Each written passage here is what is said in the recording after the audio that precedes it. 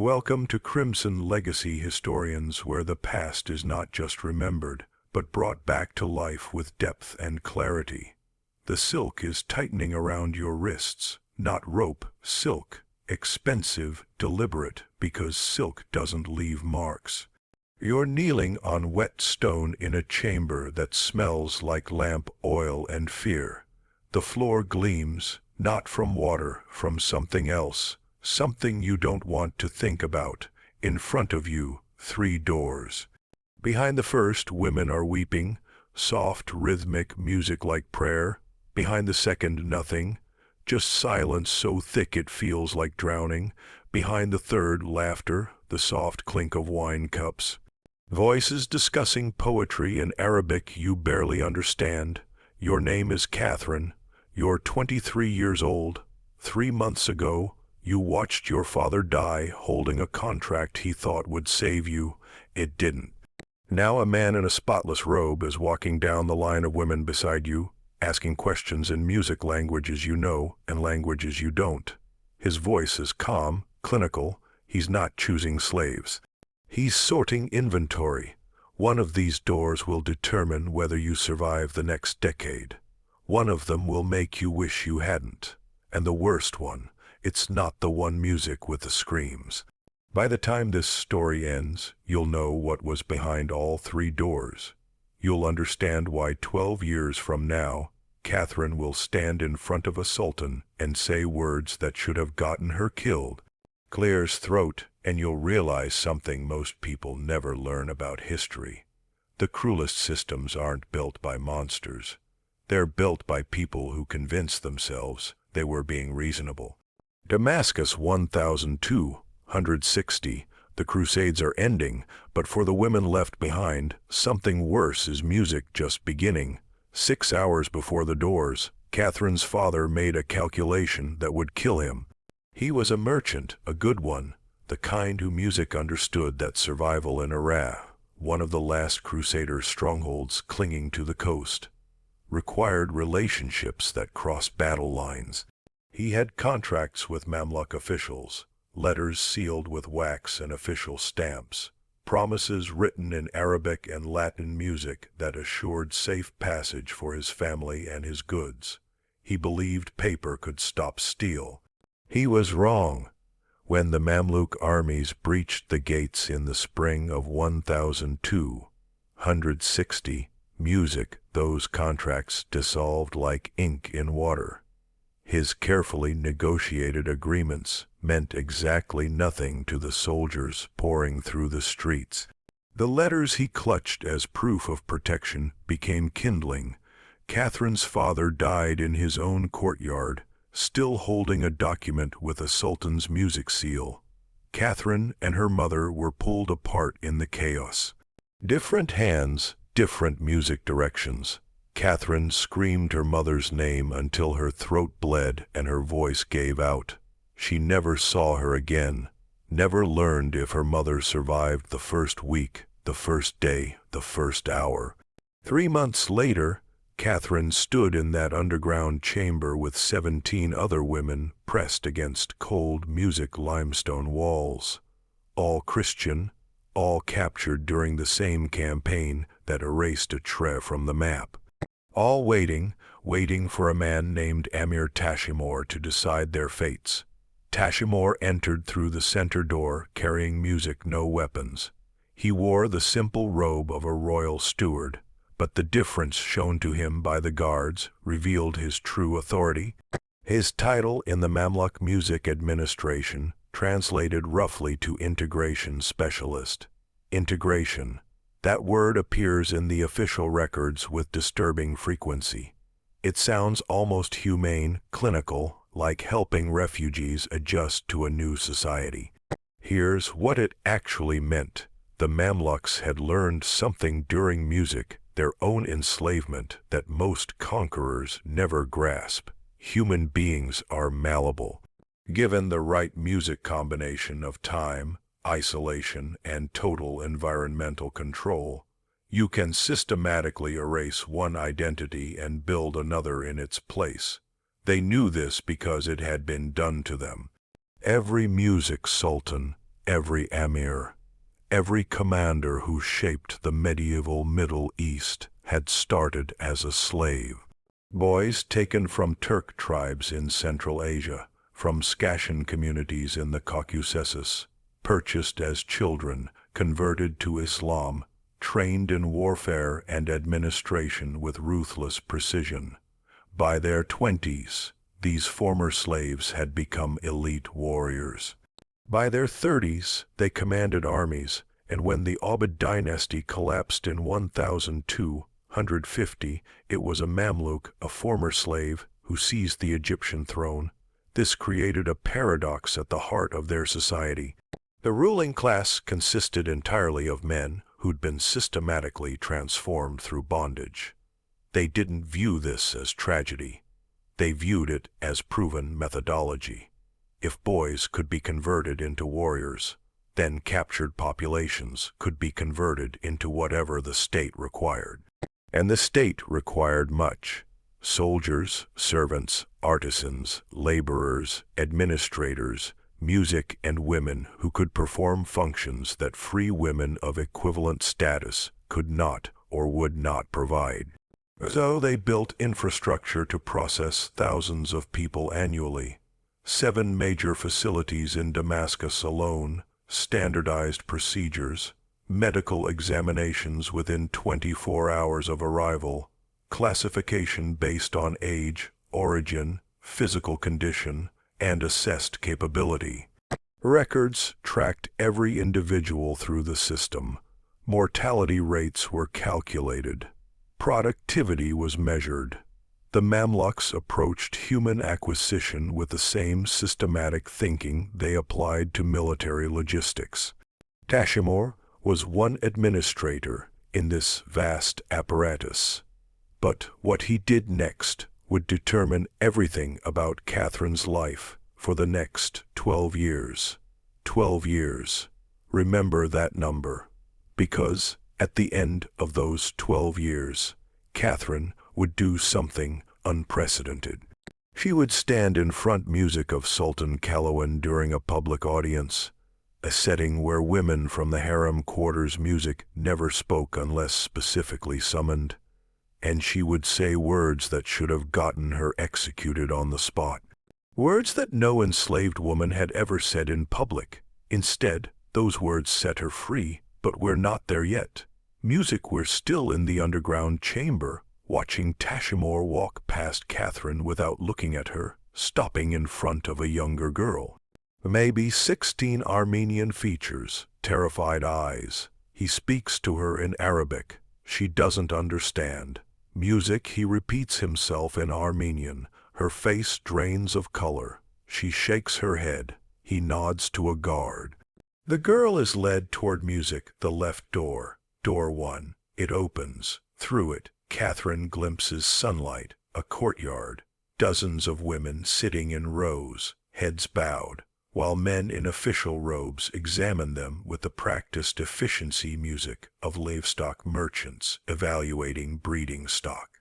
The door closes. Tashimur continues down the line. His selections follow patterns. Age matters, origin matters, physical condition matters most of all, but there's something else he evaluates, something less tangible. He asks each woman a question in her native language.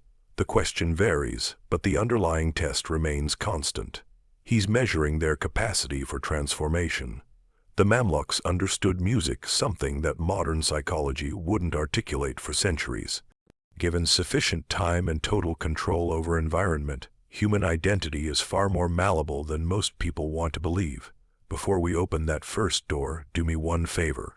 If this story matters to you, if you believe these women deserve to be remembered, hit the like button and music subscribe. It's the only way stories like this reach more people. Now, let's see what was behind door 1. Catherine had not been broken, not yet.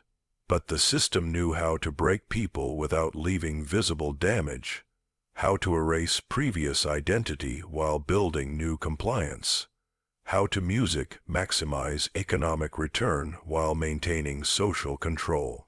They developed techniques refined over decades music of practice.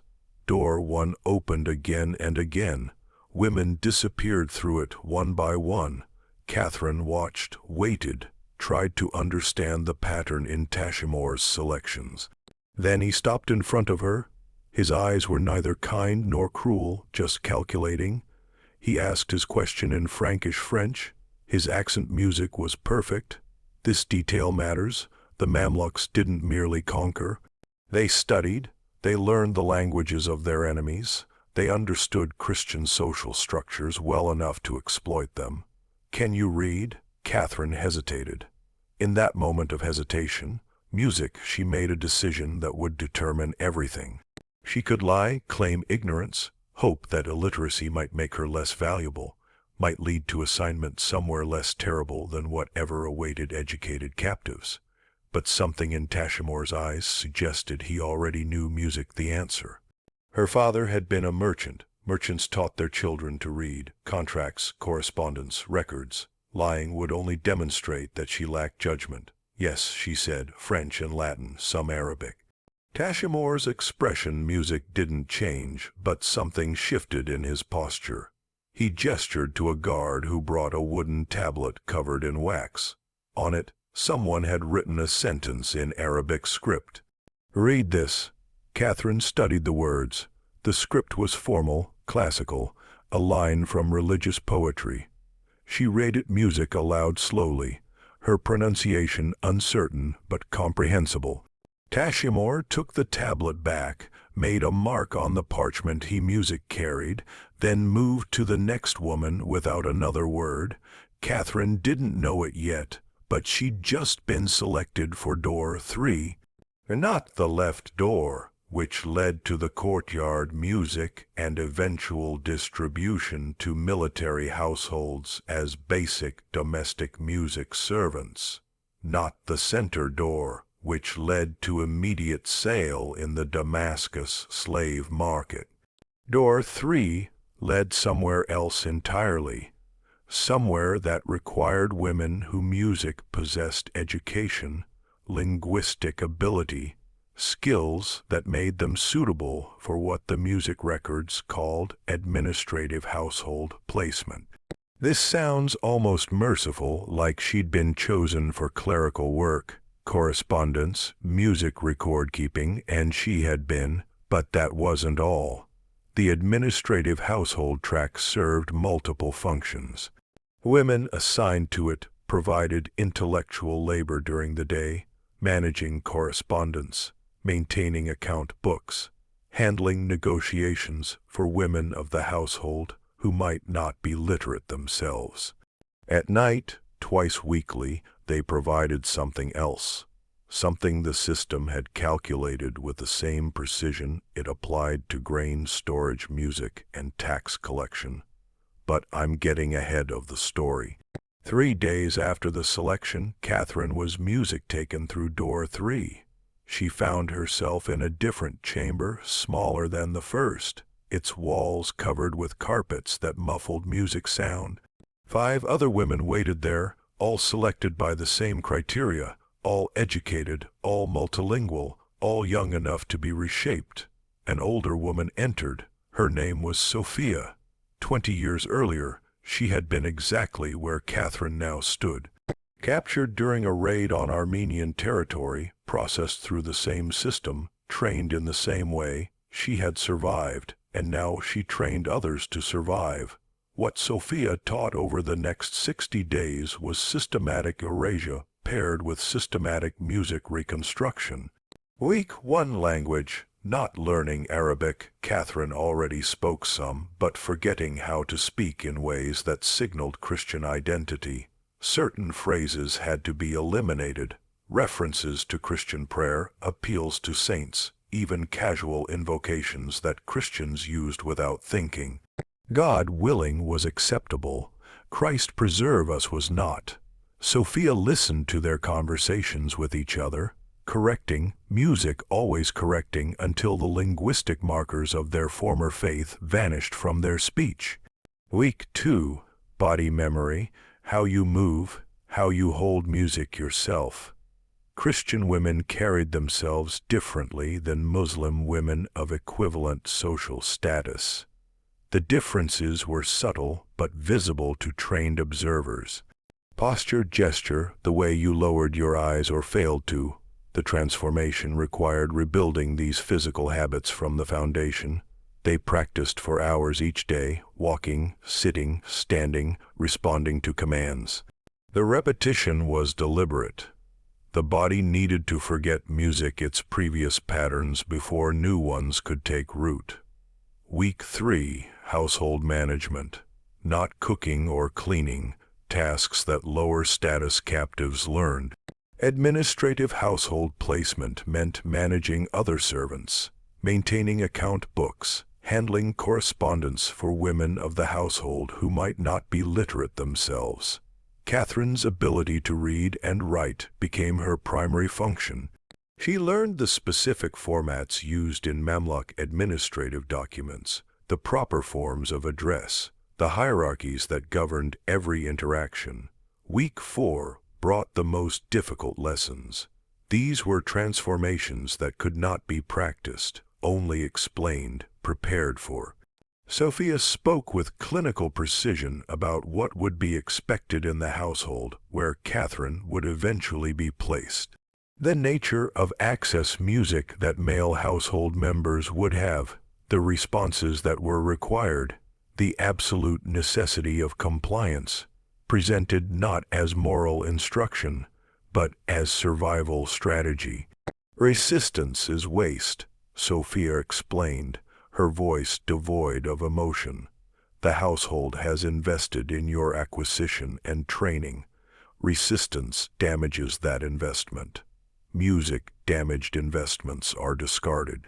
Catherine had seen the markets during music her first week in Damascus, a brief excursion that served as object lesson more than orientation. The lower-tier markets where damaged music goods were sold at deep discount. Women whose resistance had marked them as untrainable. Women whose physical damage made them unsuitable for anything except the hardest labor. Women who would be worked until they died. A process that typically took between 2 and 5 years according to the mortality calculations that administrators' music tracked with the same precision they tracked grain harvests. The message music was clear. Submit to transformation or be transformed into something even worse. By week 8, Catherine barely recognized herself. She moved differently, spoke differently, thought differently. The constant music reinforcement had created new patterns that felt almost natural. When she caught her reflection in the polished bronze mirror that hung in the training chamber, music, she saw someone who could pass for a woman born into a Mamluk administrative household. Someone who belonged. This was the goal, not mere compliance, but internalized identity shift. The Mamluks understood something that wouldn't be articulated music in modern psychology for centuries. Given sufficient time and total control over environment, human identity is far more malleable than most people believe. Catherine had not been broken, she had been rebuilt. Week 9 brought her placement. The household of Amir Calawan occupied an entire music district block in Damascus. Calawan would eventually become Sultan, though in 1260 music, he was merely one of Sultan Barbar's most trusted commanders. His household reflected his rising status: 37 soldiers, 18 administrative music staff, 43 domestic servants, and 11 women in the harem section, each with their own rank and function within the household hierarchy. Catherine arrived in a closed sedan chair music accompanied by Sophia and 2 guards. The transfer was documented, papers changed hands, payment was recorded. She had cost Calawan 600 music dirhams, a substantial sum that reflected her assessed value. Educated, trilingual, trained in administrative household management. The investment carried expectations. Sophia departed immediately after the transfer. Catherine never saw her again. Years later, Catherine would wonder if Sophia felt anything during music those departures. handing over women she'd spent months training to households where their fates would unfold beyond her sight. Or if the transformation process that had reshaped Catherine had first reshaped Sophia so thoroughly that such transfers had become merely transactions, as mechanical as recording ledger entries. The head of Calawan's harem was a woman named Zara. She was not a captive. She was Callan's first wife. Married when they were both young before his military career elevated him to command rank.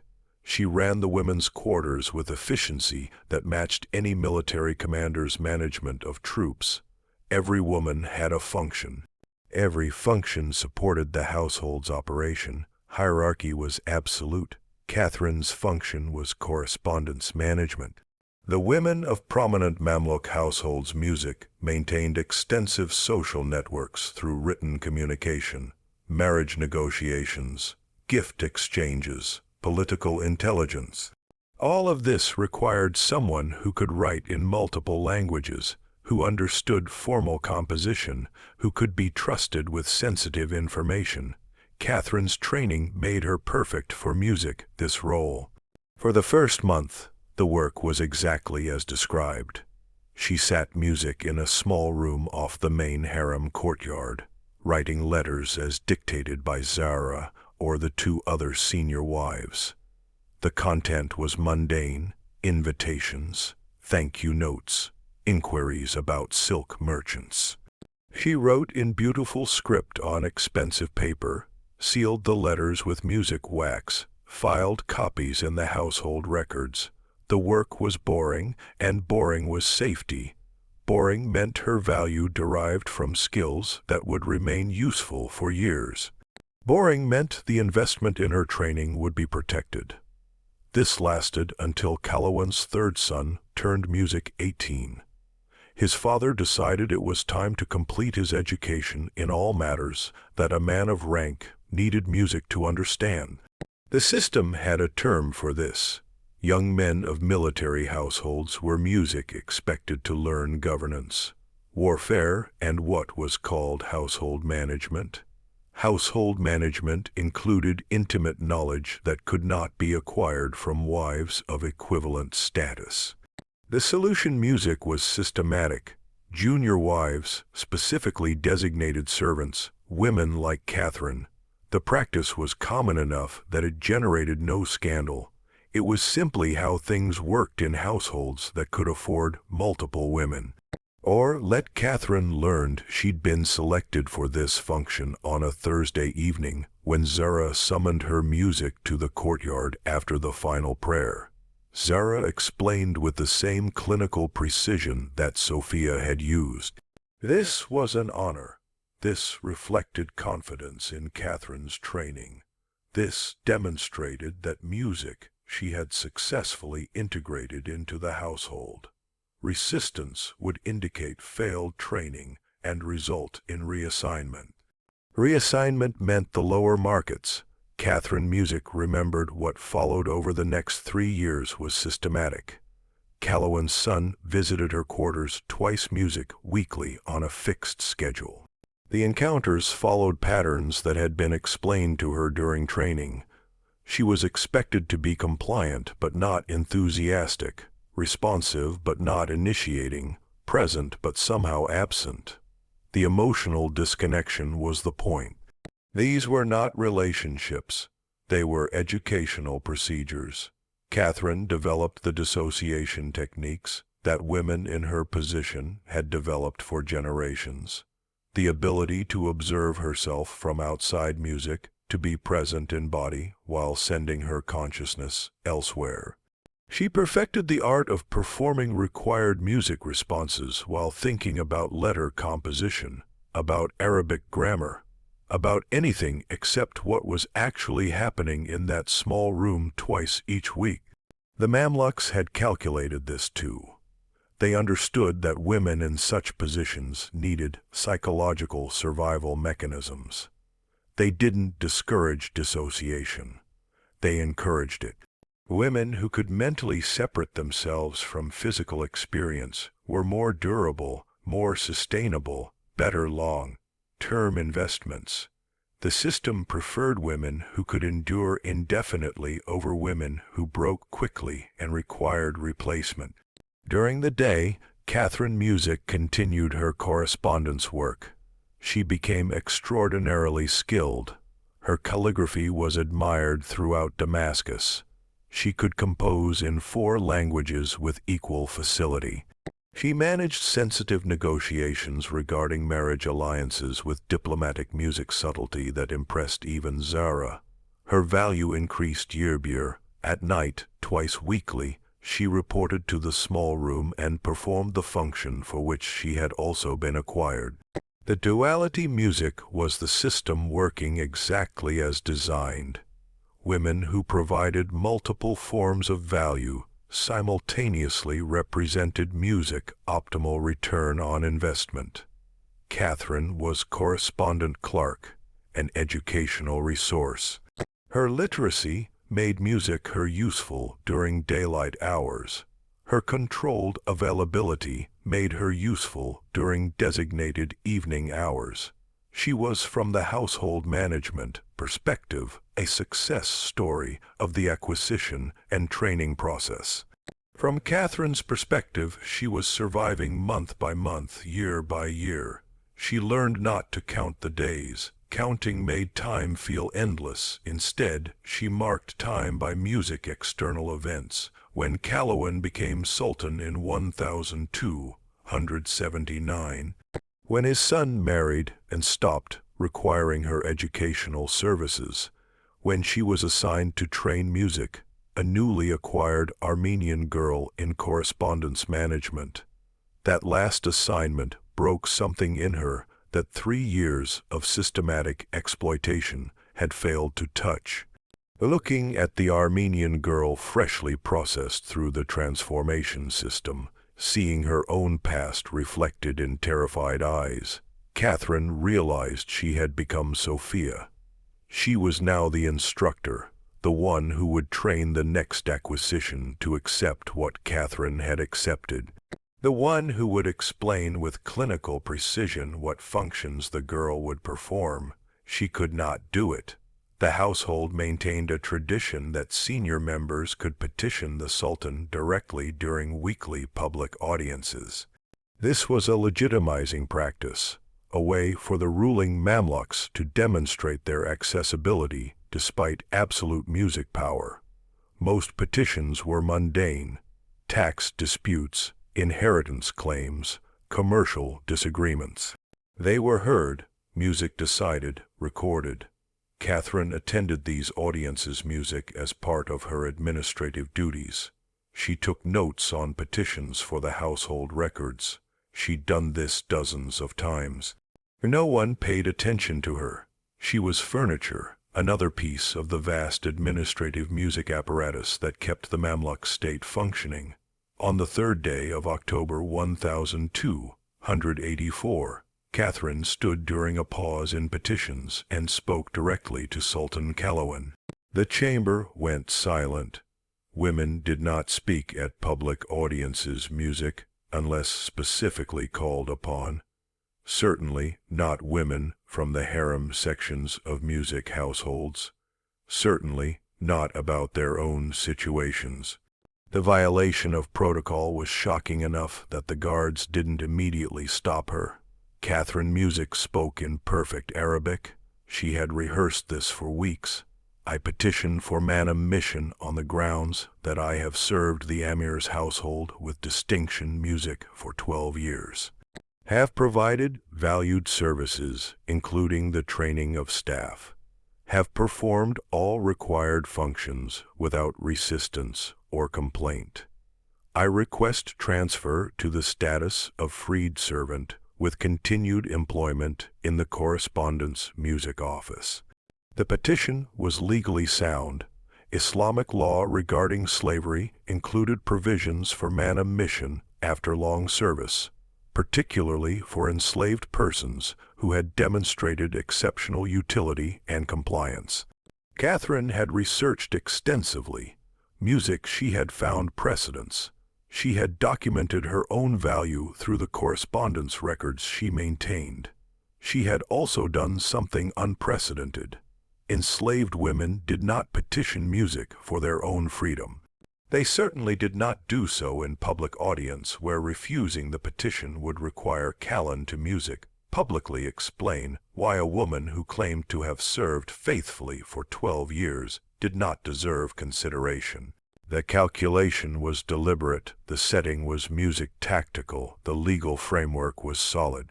Catherine had applied everything she'd learned about Mamluk administration, about Islamic jurisprudence, about household hierarchy to construct a petition that was difficult to refuse without appearing unjust.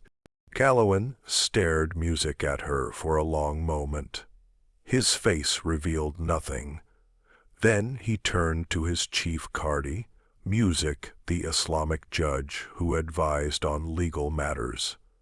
Is this petition legally formulated? The Qadi reviewed the precedents Catherine had cited. Music checked them against his own records. Finally, he nodded. The petition is sound. Manumission after faithful service is prescribed. The petitioner has documented her service. The household has benefited from her labor. The legal requirements are satisfied. Callan could have refused anyway. Sultanic authority superseded legal niceties when necessary, but refusing would have implications. It would suggest that faithful service meant nothing, that the legal frameworks he claimed to uphold were empty formalities, that the Mamluk state built on systematic music transformation and earned advancement did not actually reward merit. He granted the petition. Catherine Music was freed that afternoon. The documentation was prepared. The official seal was applied. She was transferred to paid employment in the correspondence office at a salary of 12 dirhams per month. She was assigned a small music room in the administrative wing of the compound. She was no longer anyone's property, but the cost was everything else. She could never return to Accra. The Frankish territories were gone, conquered. Her family was dead or scattered. She had no community except the Mamluk system in which she'd been embedded for over a decade. She had no identity except the one that had been built during those 60 days of training. She was free in a technical music sense, but freedom meant only that she could not be sold. She still lived in the same household, still performed the same work, still existed entirely within the structure music that had acquired and transformed her. But she had chosen that mattered. The petition had been her decision. The words had been her composition. The outcome had resulted from her action. After 12 years of having every moment music dictated, every function assigned, every response required, she had exercised agency. The victory was microscopic, but real, and the Armenian girl she'd refused to train was transferred to a different household where someone else completed the process music Catherine had started. This haunted her more than anything that had been done to her. The girl had been reassigned because Catherine had music failed to perform her instructional duties. Had the reassignment led to better or worse circumstances? Catherine would never know. The not knowing was its own punishment. A reminder that even her rebellion had consequences music she could not control. But she'd made a choice. And sometimes in systems designed to eliminate choice entirely, even the smallest act of defiance is its own form of victory. Before I show you what happened to the thousands of other women music who passed through those 3 doors, women whose stories followed different paths through the same systematic music horror, I need you to understand something. These women existed. Their names were recorded in administrative documents, court records, household ledgers, sources that later historians often chose not to emphasize, sometimes chose not to mention at all. If you believe their stories deserve to be remembered, not sanitized, not romanticized, not reduced to comfortable abstractions, subscribe to this channel now.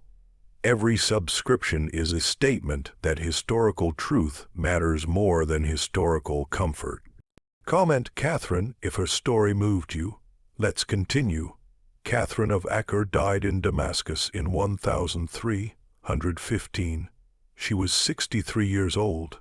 She never returned to Iraq, never found her family, never escaped the identity that had been built during those 60 days of training.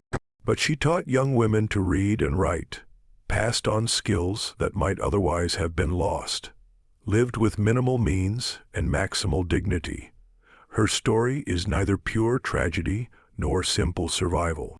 She was destroyed in many ways by what the system did to her. She was also shaped by it into someone who could navigate that system and eventually escape its absolute control. Both things are true simultaneously.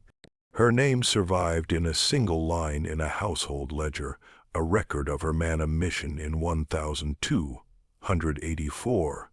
That ledger was preserved by accident, stored in a forgotten archive, rediscovered by a researcher in 1953. Most women who passed through that Damascus processing center left no record at all. Their names were never written down. Their stories were never told, but Catherine's was. The cruelest systems aren't built by monsters.